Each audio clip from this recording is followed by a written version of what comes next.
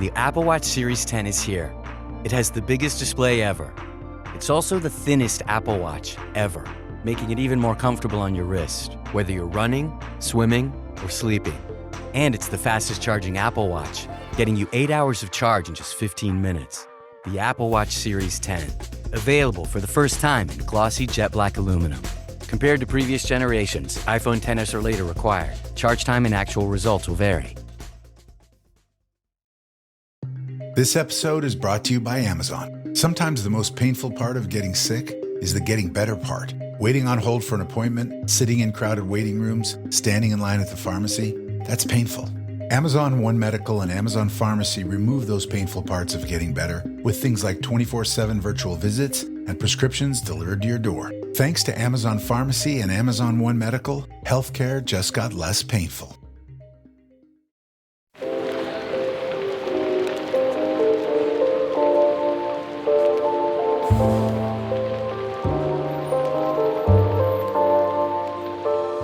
Welcome to Book Talk for Book Talk with Jack and Amy, a literary podcast where we deep dive into the writings of your favorite novels. This winter, we're hosting a book club while we prepare our 10-part literary analysis of Sarah J. Maas's Throne of Glass. This is Jack. And I'm Amy. And for the past 9 weeks, we've discussed one book from our winter book club roster.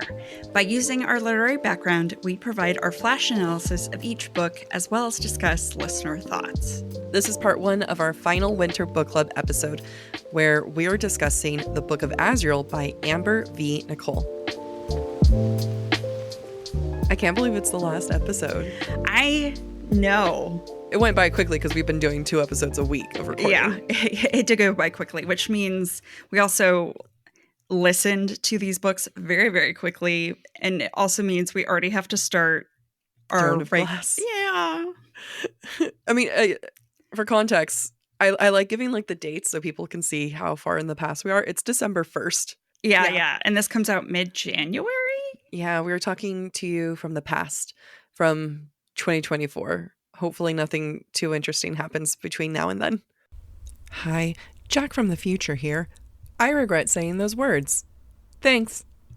All right, so Book of Azrael. Context. You're holding your hands up, wiggling fingers. Okay, first context. We listened to it on Audible, and we have not read anything beyond the first book. Correct. Okay, 10 fingers up. I was trying to prepare for this a little bit. Okay. A classic romantasy book with familiar tropes, but not bad. Okay. Okay. My 10. I should have thought more about my 10.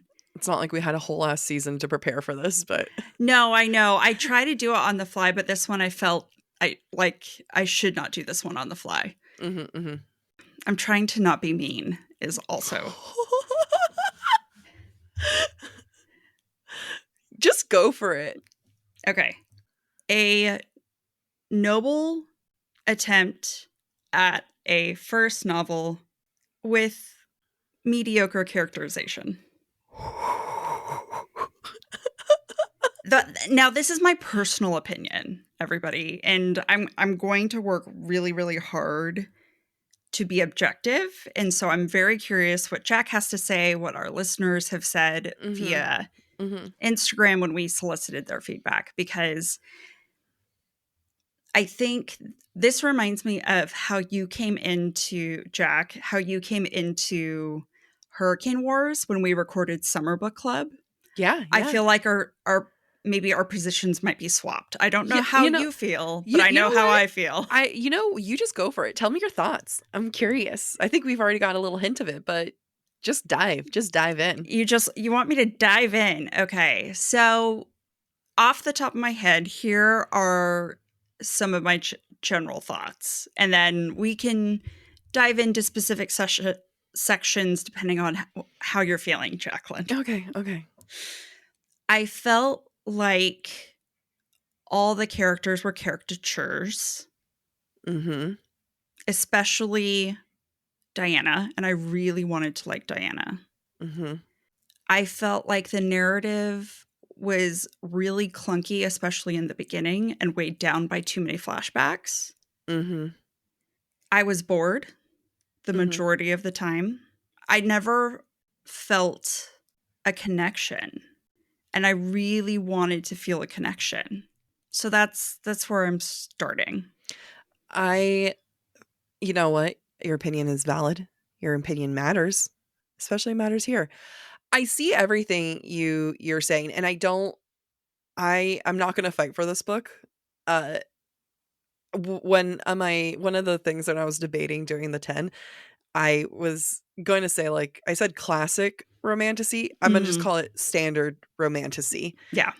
I'm pretty sure this book was self-published. That was then picked up by traditional publishing. Mhm. I want to say that's the case. I don't know if she's still traditionally publishing. Do we want to check that real fast? So I do know, according to Goodreads, Mm-hmm. someone did read a version before a bunch of editing happened. So Yeah. I don't know if that was, I'm guessing that it was picked up. Let me double check. It looks like she was picked up by a smaller publisher. Mm-hmm. None of it. How do I say this? The worst part is I did tell her that we were going to cover this book on the podcast. Oh no. However, I don't think that it was during a book signing and I just kind of like said it really quickly. And then she was busy. So she didn't really take it in. She's like, well, I hope you like it. I'm going to say all this where I'm prefacing that with like, I didn't dislike this book. I ate it. I had fun with it. It's not going to like be one of my top favorites this year. When I say that it felt like a standard romantasy, it felt like when everyone was trying to get through that SJM slump, that ACOTAR slump, and all of these romantasy, from Blood and Ash came out, and then Guild came out, and then all of a sudden there was a market for romantasy, and all these books started coming out, and you just have all of these. You just had a lot of people who were trying to fill the space for a need, and some of which I think did a great job, some of which I ate right up. This felt like almost reading a fan fiction, and I couldn't tell what fan fiction it was. Mm-hmm. And I couldn't tell if it was like a fan fiction in their own head of just maybe like their own writing, but it felt like Wattpad. It felt like kind of like you said, a caricature of themselves, which is funny because I don't even know who they are. Like it's like their quote unquote original characters, and it just felt like a giant trope. Mm-hmm. That we were entering. And I mean, and I was on board. Once that happened, I was like, all right, I'm here. I can be on board with this. Like I know what I'm getting myself into with this one. Yeah. But it reads like a first novel. It reads like someone who was self-published. It reads like someone who there wasn't a lot of editing once it was picked up by traditional publishing. Yeah. I think, and there's nothing wrong with self-publishing. We have friends who have self-published and then picked up, and there are great self-publishers out there. There are a lot of traditionally published people who also self-publish. There's nothing wrong with it. That's not what we're harping on, the act of self-publishing. I think what we're harping on is maybe the fact that in self-publishing, you skip a lot of what we're discovering are the necessary parts of the creative process. And having an editor, a developmental editor who works with you can really sharpen and hone a book. Yeah. In a way that I feel like the Book of Azrael was not honed and sharpened.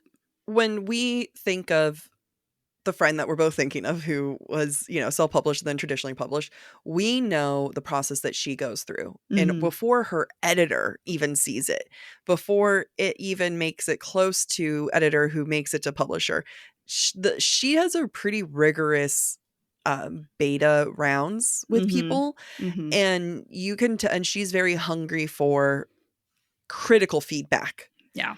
Does this make sense? What's happening here? Is this a necessary scene? How is this contributing? What this kind of sounds redundant. Where are the logistics here? And like I'm confused. Like all these things that are really important.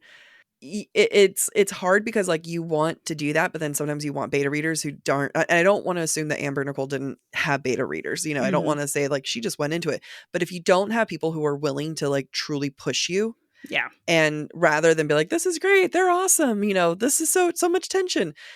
If you're not willing to like have someone like truly kick the tires, then you're not Yeah. going to get the best book you possibly can. And if you're not willing to listen to that feedback, Yeah. right, from creative writing classes, from workshops, how difficult it is to hear feedback Yeah. and consume that feedback and actually put it to use. Mm-hmm. It is much easier to ignore feedback. And be like, I have a vision. You just don't understand my vision. Right. So, and I say that only because I really admire people who are willing to get as much feedback as possible. Yes. Yeah. And really take it to heart and don't take it personally. Because that's not something I've mastered. And I think we bring all that up because it strikes us as this book may or may not have gone through that process as rigorously as we might expect a traditionally published book to have gone through. Yeah. Yeah. What year did it come out? Can you remind me? 2022. That makes total sense. Like, ACOTAR was popping off in the middle of the pandemic. It had been around for a little bit, but like people were really picking it up for the first time. The term romantasy was coming in. From Blood and Ash had just been published. You know what I mean? So a lot of things were really happening, and it felt like you can tell that this is one of those books that got caught up in the passion and the everything. And you know, I can feel that. This is totally me assuming things, but it felt like Amber had this need for a spicy, saucy character, and she created Diana. And so this is my segue for discussing Diana. Yeah.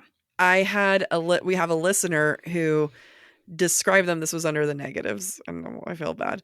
But they described Diana as, I could not handle the writing. The FMC felt like Walmart Selena Sardouthian. That's hilarious, but also I totally see it. Now, let me say this, and it goes back to my comment at the top. I really wanted to like Diana. The concept of Diana, the trope of Diana is very attractive to me. Yeah, I want a badass villain origin female who's my main character, who, despite her, she's not truly bad, right? She's not truly evil. You might consider her morally gray because of all the crappy crap that she's done over 1,000 years of life. But we understand her reasoning, right? Which is to protect her sister. I am on board for it. And I am on board for a funny, sassy, sarcastic character. Yeah. Diana, for me, was not fleshed out enough. She was Selena Sardouthian's silhouette to me. Like, she harkens to Selena, but she is not Selena. She is an imitation of Selena. I agree in this, and like I do love a sassy character, and there were plenty of times where I laughed. There were plenty of times that she had some comebacks, like she called Santiago witch bitch. That made me flat out snort laughing. So there were plenty of like really solid moments. The parts that for me, and when we talk about not being a fleshed out character, here's an example of that, and because I agree whether this is your example or not, but I liked that we had this badass character who was like, I use humor to cover things up, and she cries. So and she cries a lot, which I do appreciate, a tough character who cries. So you have three elements of what would be a very interesting character, right? Someone who's a badass, someone who knows that she uses humor as a tool, weapon, and a cover, and then someone who is not afraid to cry to the people that she loves.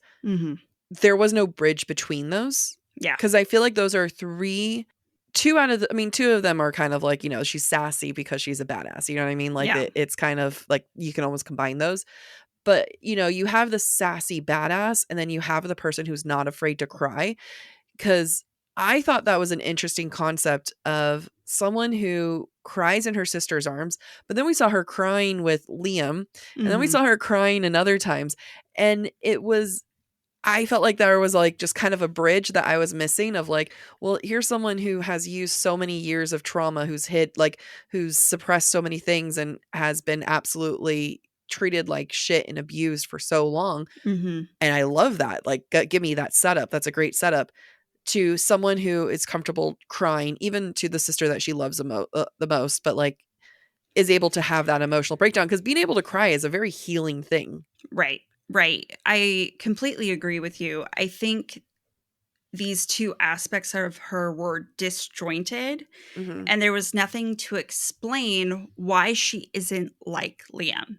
Because after 1,000 years of killing and torturing people, you would expect, and not wanting to do those things, you would expect Diana to be like Liam, severely depressed, PTSD, closed off emotionally. Yeah. And so there was no way for us to understand why I feel like the narrative kept trying to tell us she maintained her human heart because of her sister, but I don't think that's enough. We'll be right back. This episode of Book Talk for Book Talk is brought to you by Wild Grain. Wild Grain is the first Bake from Frozen subscription box for artisanal breads, pastries, and pastas. Wild Grain's boxes are fully customizable to your taste and dietary restrictions. In addition to their classic variety box, they recently launched a new gluten-free box and a plant-based box that is 100% vegan. All you, Amy. Love it. Best of all, they take the hassle out of baking since all the items bake from frozen in 25 minutes or less with no mess or cleanup.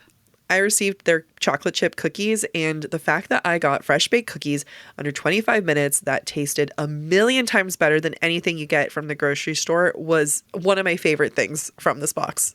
I love the idea of having gluten-free bread, but I am a sucker for sourdough. And let me tell you, their sourdough was the best thing I've ever eaten. I think that it might be my favorite sourdough of all time.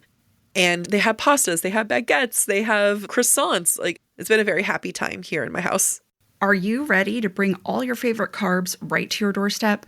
Be sure to check out Wild Grain so you can begin building your own box of artisanal breads, pastas, and pastries.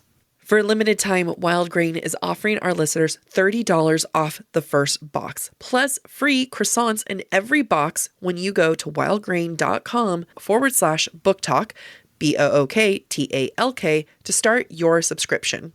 Those croissants are incredible. You heard her. Free croissants in every box and $30 off your first box when you go to wildgrain.com/booktalk. That's wildgrain.com/booktalk, or use the promo code BookTalk, BookTalk, at checkout. When it comes to grocery shopping, I have the hardest time coming up with high-protein meals that also meet all my dietary restrictions because I'm gluten-free, I'm dairy-free, I'm so many things. And Hungry Root has changed all that for me and has made it so easy to eat the way I want, as well as making it easy for me to cook every day. I love Hungry Root because it's like having your own personal shopper, and they're able to take care of weekly grocery shopping and recommending healthy groceries tailored to your taste, nutrition preference, and health goals. For me, one of my health goals for this year is making sure that my body, my heart, and everything is healthy. It also has great options for everybody in your family. I eat very differently from my partner, and so I'm able to find foods that suit my needs but also suit hers. It makes grocery shopping simple and stress-free because this is the new year, therefore I want less stressors in my life. And you just have to tell them about your goals and preferences, and then they fill your cart for you with personalized recommendations that get smarter the more that they learn about you and learn about what you like and what you don't like. You're going to love Hungry Root as much as we do. Take advantage of this exclusive offer. For a limited time, get 40% off your first box, plus get a free item in every box for life. Go to hungryroot.com/booktalk. That's BookTalk. and use the code BookTalk, BookTalk. That's hungryroot.com/BookTalk and use the code BookTalk, BookTalk, to get 40% off your first box and a free item of your choice for life. I don't know about you, Jack, but when it's gift giving season, as much as I love to get everyone gifts, I always stop and get myself something as well because you never know if it's going to be a win or bust with everybody else's presents to you. The real gift is the one we can give ourselves, particularly the ones we can order from Quince. Quince has the most amazing everyday luxury items, but at an affordable price. This is the time of year where those iconic Mongolian cashmere sweaters from Quince are the perfect snuggly thing to wear to the office, to wear on the couch. I've been visiting my mom who now lives in the East Coast, and it is cold there, and I do not have the proper clothes. And I've actually been ordering some of my clothes from Quince because all items on Quince are 50 to 80% less than similar brands. They're able to do that by partnering direct with top factories and cutting out the cost of middleman and passes on the savings to you. And you can get sweaters and coats, which is what I got. Not only do they use premium fabrics and finishes, they also work with factories that use safe, ethical, and responsible manufacturing practices. If you haven't treated yourself yet, get yourself that present you'll love this winter without the luxury price tag. Go to quince.com/booktalk, BookTalk, for 365-day returns plus free shipping on your order. That's QUINCE.com/booktalk, BookTalk, to get free shipping and 365-day returns. Quince.com/booktalk. We're so done with New Year, New You. This year, it's more you on Bumble. More of you shamelessly sending playlists, especially that one filled with show tunes. More of you finding Geminis because you know you always like them. More of you dating with intention because you know what you want. And you know what? We love that for you. Someone else will too. Be more you this year and find them on Bumble. It was like she maintained her human heart because of her sister. And her sister did a couple semesters in psychology. And therapized her. And therapized her a little bit. Yeah, it's not enough, because that's another thing I would love to explore where, okay, she kept her human heart. So what did she beg, borrow, steal to do that? How did she claw to keep her own humanity? Because not that we can't have Diana already there, with a human heart. We can already have that set up. Yeah. But where did that come from after, to your point, like years and years and years of all this? Like one person isn't really enough to keep you there like that. Yeah. I mean, I feel like the most equivalent character we could probably equate Diana to at this moment, in my mind, is Lydia Servos. And Lydia maintained her humanity how? She was assisting a rebel cause throughout all the years, at least while her sons were alive. Yeah. She, even though she had to kill rebels, she would spirit away the ones she could and try to save them. So there was balance for Lydia where there isn't balance for Diana. I think this is such a good comparison. I think for Lydia, it made sense because she had sons and she had kids, and suddenly she had to question what she was doing. And that was her reckoning, right? Yeah. And every action that she does from there on out is both to protect her sons as well as rectify the wrongs that she's done. Yeah. There was a reckoning, and we don't have to see it. We don't have to have been in that moment, but I think it was big enough that we can understand, oh, she got pregnant, she had the kids, and she had to give up those children. Yeah. Because of how dangerous her life is. And we know that she loved them because there was nothing in her world that was hers and that she loved. Immediately, then I know what's going on there. Where is the reckoning for Diana where she had to make that conscious choice of, I went too far, I need my humanity. And that's a fair, and maybe that's like what the next book is supposed to be, where, but at the same time, to your point, it's not like she's been doing this for only 100 years or 200 years. It's been a long ass time. And to only just come to this reckoning now, it would be a little too late. Yeah, I agree. I appreciate that maybe Amber Nicole did not want to give us a 19-year-old and a Yeah. 500-year-old. Oh, Like, absolutely. at least Liam and Diana are both over 1,000 years old. Nevertheless, given how young Diana comes across as, Yeah. she does not have the wisdom of a 1,000-year-old, and she doesn't act with the trauma of a 1,000-year-old being. And so I would have been more convinced if she'd been doing this for only 50 years, like if this was a new thing. So there was, and I'm going to reference the same way when from Blood and Ash, it felt like, and we don't know Jennifer, have no idea who she is, what her personality is like, but it felt like there were some like zingers where it was like, it felt like it was coming from the author. You know what I mean? Like, yeah.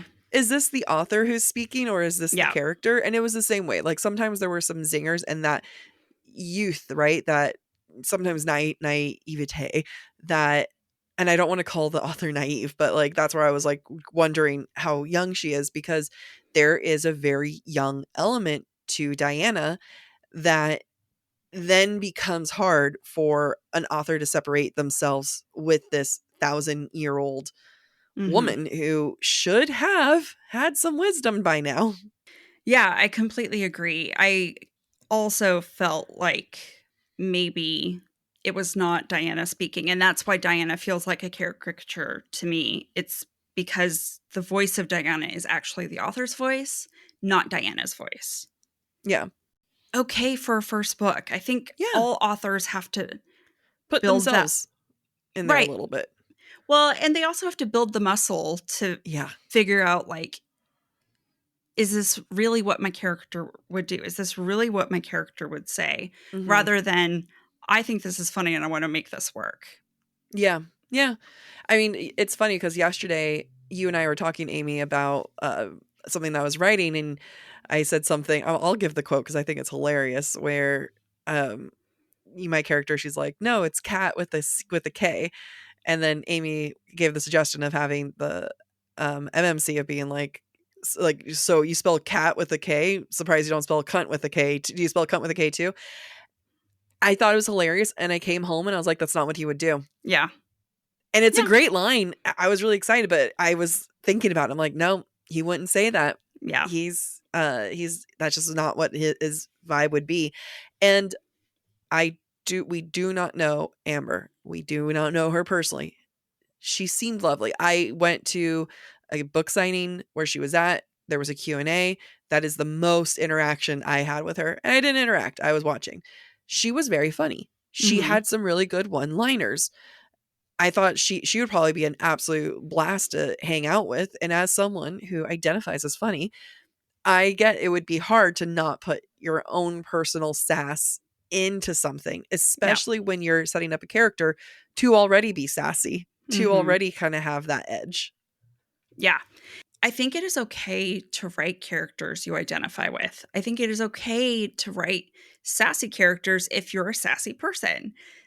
None of that is wrong. I think Diana would have benefited as a character with more development. Yeah.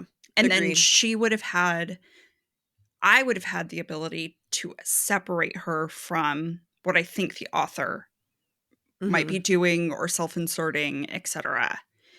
And the lack of, because I didn't feel like Diana was solid, that's when the questioning of the author comes in for me.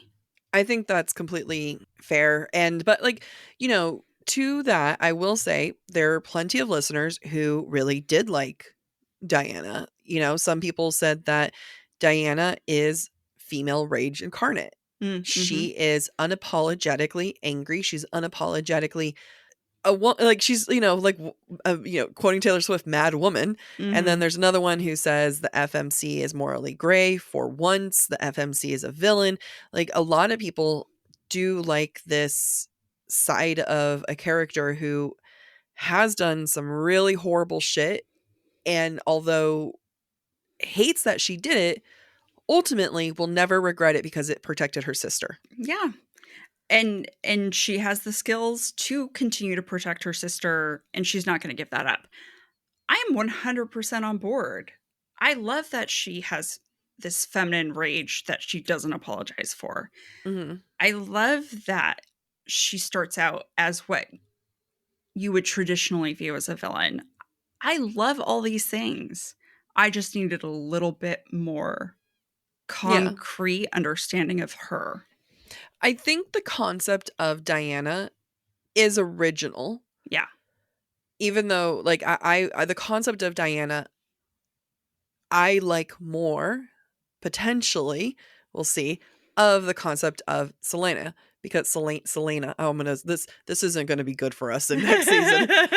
I'm gonna just say Aelin because that's what I can work with. So Aelin is a sassy character. She's not morally gray. She's good from the get-go. You know, she's a stabby, sassy woman. I love it. But I don't think it's like truly the same as what Diana's like trying to be. And the concept of Diana, I haven't seen that yet. A absolute morally gray, feminine rage, unapologetic, badass woman. And I think that's like the concept of her is a unique enough concept that like I can see what Amber probably was thinking of, like, I don't see that. Where's that representation? I want to Yeah. see a character where I can say, yes, like, I support you. I want you to go do your thing. And I will applaud her for going and striving for that. Yeah. Yeah. I think she brought something really valuable to the table that even since 2022, I'm not sure I've seen replicated in the reading that I've done. I love this idea. I want to write a character like this. Yeah. With that same starting point. So that in and of itself is a success. Yes. And Amber Nicole deserves credit for that. Yeah. I can see it. But self-editing. We know the but. Okay, so let's talk about another aspect of this. And you can't talk about Diana and her sassiness without talking about the banter between her and Liam. And that's one of the things that people really liked, is the banter going on and the dialogue. And to that, yeah, I like some of the bantering and the conversation was fantastic. I know in that Q&A, Amber said that that's some of her favorite things to write is the banter. And, you know, there are parts where you can see her hit her stride there of some of that back and forth. And I think you can tell that love for the banter from the author herself really shines through. Because not only do our listeners feel like the banter was so great, you know, reviews I've read on Goodreads feel the same. I think people really latched onto it because it was fun, it was engaging, it was believable. Yeah. And so in that way, the author played to her strengths, which is great. I'm trying to decide what to say next. She did play to her strengths. She knew what she was doing with it. And, you know, while those were moments where let's see if like you'll agree with me on this one. The bantering was interesting because while I felt like it was hilarious, it was really good. Like, two things can be true at once, guys. Like, I think the banter was really funny. I really enjoyed the banter. The banter also demonstrated Diana being a caricature of herself. I feel like sometimes the banter, in contrast, helped develop Liam. Yeah, I completely agree. I felt like Liam was more of a grounded character I could understand. And I loved that the banter did unveil more of himself, his struggles, and the difficulty he has sometimes communicating what he's genuinely thinking. Yeah. And I think that's where because of that, the banter felt one-sided for me. Because, as you said, Diana's being a caricature of herself. I'm not getting any richness from her in the process, but I'm getting so much richness from Liam. What's hard is Liam I actually really liked Liam. I think I love seeing a sad boy. I love seeing a depressed boy who's just trying to figure his shit out. Yeah. Every time Diana interacted with him, it was an example of showing how out of place he was, of showing just how much he doesn't understand the world. It highlights how much he locked himself up. It highlights just how much he's burrowed into himself. So every time Diana was doing her Diana thing, it would only bring more light and shed more light to Liam and what he's going through. And that within itself is what makes a character more grounded. It's what makes a character more interesting, I think, because I wanted to know Liam's coping, Liam's understanding of what happened to him and him processing that so much more. I wanted to know what was going on because there was no mystery to Diana. Yeah, I completely agree. I felt like, and I wanted to say, I'm not sure I'm going to say this correctly. I felt like in this overall plot, Diana was the driver and Liam was the passenger, but in a way that Diana was a vehicle for the author to get the plot moving, where Liam was the passenger that we really were able to focus on and experience with him and come to understand him, where Diana was more like, okay, we're going to ping pong around and do these things. And now we're going to a music festival, and now we're going to a pier, and now we're going to this jungle, and now we're going, It was a lot of, and I'm just like, wait, why are we doing all these things? Why are we going to all these places?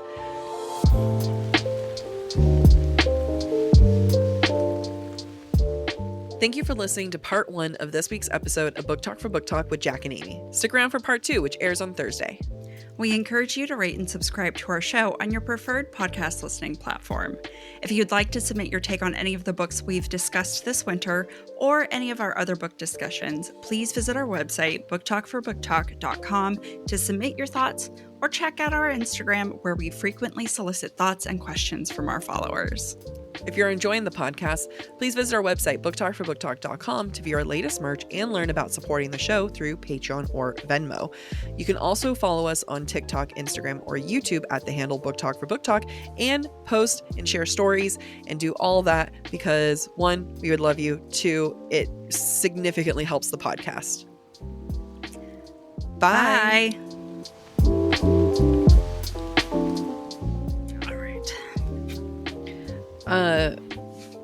We, just for listeners to know, we are planning to start recording Throne of Glass next week, December 8th. By the time that this episode comes out, we will have already started figuring out the next book club. Yeah, we will. I don't even think it'll technically be spring yet. No, it won't. But by the time the episodes come out, it'll be the start of spring. Oh yeah, you're right. It will be. I'm truly living in when we're recording it. Yeah. Okay, spring book club. So we're gonna have to think about spring book club books. So start sending in more suggestions. I don't know. We might.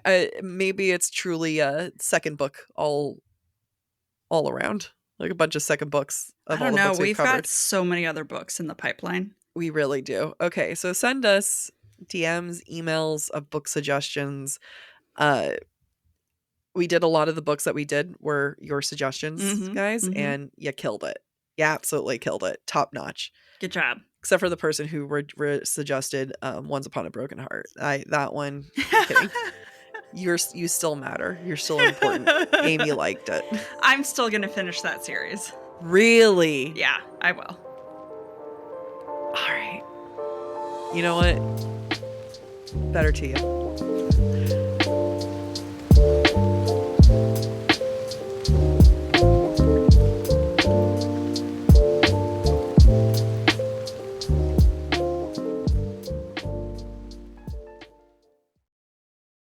I don't know about you, Jack, but when it's gift giving season, as much as I love to get everyone gifts, I always stop and get myself something as well, because you never know if it's going to be a win or bust with everybody else's presents to you. The real gift is the one we can give ourselves, particularly the ones we can order from Quince. Quince has the most amazing everyday luxury items, but at an affordable price. This is the time of year where those iconic Mongolian cashmere sweaters from Quince are the perfect snuggly thing to wear to the office, to wear on the couch. I've been visiting my mom who now lives in the East Coast, and it is cold there, and I do not have the proper clothes. And I've actually been ordering some of my clothes from Quince because all items on Quince are 50 to 80% less than similar brands. They're able to do that by partnering direct with top factories and cutting out the cost of middleman, and passes on the savings to you. And you can get sweaters and coats, which is what I got. Not only do they use premium fabrics and finishes, they also work with factories that use safe, ethical, and responsible manufacturing practices. If you haven't treated yourself yet, get yourself that present you'll love this winter without the luxury price tag. Go to quince.com/booktalk, BOOKTALK, for 365-day returns plus free shipping on your order. That's QUINCE.com/booktalk, BOOKTALK, to get free shipping and 365-day returns. Quince.com/booktalk.